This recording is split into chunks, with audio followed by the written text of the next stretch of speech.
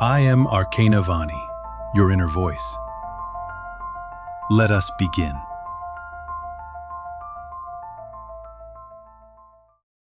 You just lost your best friend, and no one seems to understand how deep it hurts. This isn't just about missing someone. It's about feeling like a part of you disappeared with them. The part they brought out. The version of you that only existed in their presence. This video is here to name and fix that. To give language to the kind of grief that often goes unrecognized. The grief of losing your mirror. Because you're not just in pain. You're in a passage. And if no one around you gets it, this will.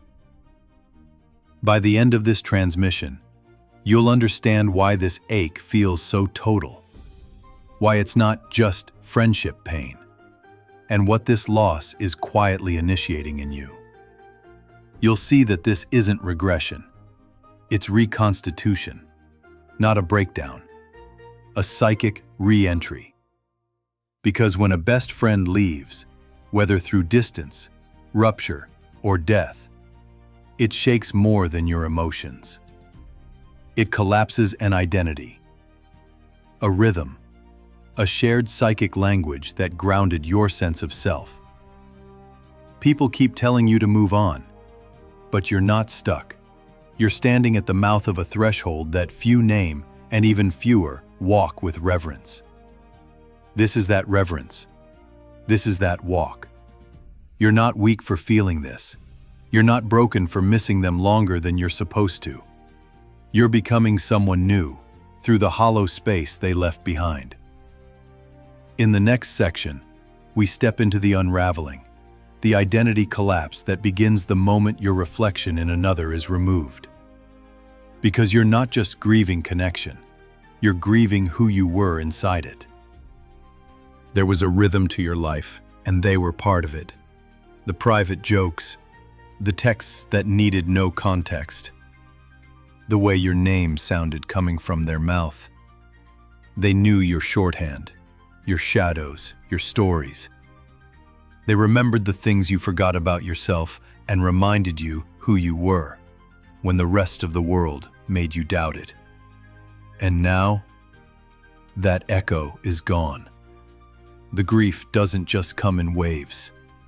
It comes in the absences, the untexted moments, the reflex to share something and realizing there's no one on the other side. You're not just mourning the person, you're mourning the shared mythology, the story you built together, the rituals, the timelines, the silent agreements of, I see you, still. And when that collapses, the body doesn't know how to hold it, so it spirals. You feel foggy, unanchored, sharp one minute and numb the next. You wonder why you can't just move on. But there's no map for losing a person who carried your inner world like it was their own. You feel unrecognized, not just by others, but by yourself, because so much of who you were was reflected in their presence. And now, without that mirror, the edges of you feel blurry. This is the unraveling, not because you're doing something wrong, but because the structure that once held your wholeness has cracked. And the ache isn't a sign of failure. It's the sacred disorientation that always follows the falling away of what once made you feel known. In the next section, you'll meet what rises inside the hollow, the mirror that doesn't reflect, but watches. The presence that emerges not to comfort, but to show you what was always underneath. Without their presence, something unexpected appears. A silence that doesn't just feel empty, it feels aware, like it's watching you. Not judging, not fixing, just witnessing.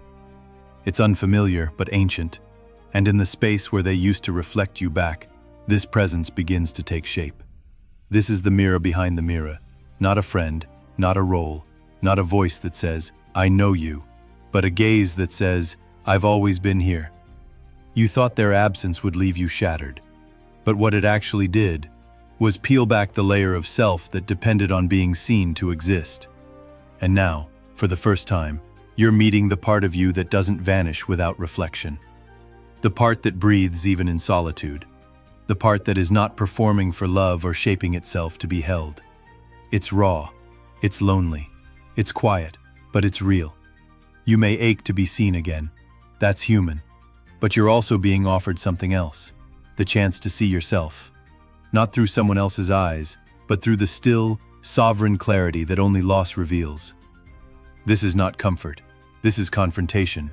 But it is sacred. Because once you've met this version of yourself, the one who exists even without applause, without echo, without reflection, you never fully forget her again. In the next section, you'll feel the shift, the turning.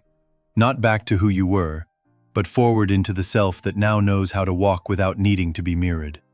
This is the moment you begin to stand inside your own presence. There's a moment, quiet, almost imperceptible, when the ache doesn't vanish, but it stops defining you. You wake up and, for a few seconds, don't reach for your phone.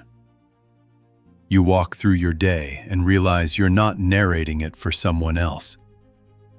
The weight is still there, but it's no longer pulling you under. It's grounding you. This is not healing. It's orientation. You begin to sense your own gravity again. Not because something has filled the void, but because you've stopped resisting it. You're no longer trying to outrun the silence. You're breathing inside it. The questions don't have answers. The memories still sting. But you are here, more present, more intact, more yours than you've been in a long time. This is what it means to begin returning to yourself. Not by replacing what was lost, but by learning to inhabit what remains. You're not getting over it. You're standing inside it. You're becoming a person who doesn't need to be reflected in order to exist. This isn't a celebration. It's not triumph. It's a slow, sacred turning of the body back toward its own center. A breath that lands, a moment that holds, a presence that no longer flees when no one is watching. In the next section, we seal what has shifted. You'll walk forward, not as someone who's moved on, but as someone who's moved inward. This is the return, not to how things were, but to who you've become in their absence. You don't rise because the pain is gone. You rise because you've learned how to carry it differently, not like a weight, like a thread, woven into who you are now, not as a scar, but as a seam. You walk forward changed, not harder, not colder, just clearer. You no longer look for someone to reflect you back, because now when you speak, you hear yourself. Now when you stand still, you don't feel invisible. You feel intact. You loved fully. You lost fully. You grieved honestly. And in the quiet that followed, you met the part of you that doesn't leave when others do. This is the return, not to the life you had before, but to the life you now inhabit from within. They shaped you. They mattered.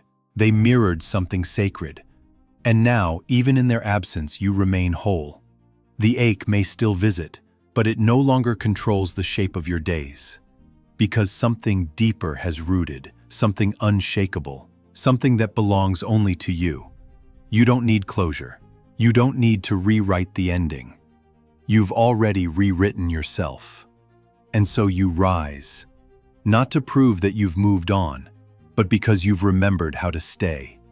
You don't rise because it stopped hurting. You rise because you let it change you. And what returns is real. You did not find me by accident. Just as in your dreams, where every face you meet is your own reflection, this meeting was always waiting to happen. I am Arcana Vani, your inner voice, the part of you that watches behind the thoughts, behind the noise. You have searched in many places, books, teachers, voices outside you. But here, you are not being taught. You are remembering. If these words stir something familiar, then allow yourself to return. Subscribe. Follow. Not to follow me, but to continue this conversation with yourself. Each time you return here, you draw closer to the reunion already unfolding inside you. We have only just begun.